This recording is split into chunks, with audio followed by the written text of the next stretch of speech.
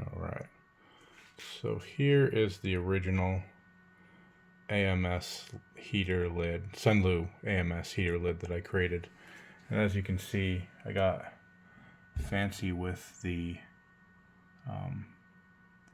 hinge piece here. I added space in there so I could put in one side, compress it, clear the lip of this slot here, put in the other side, and then the spring would spring it back and it would be centered and the lid would open. This area was a little bit flimsy, or is a little bit flimsy. I've been using this for over a year with 60 plus degree heat in the heater while I'm printing, before I'm printing, after I'm printing, when I get new spools. And this was, I printed this originally in Polymaker HTPLA, and it's held up wonderfully.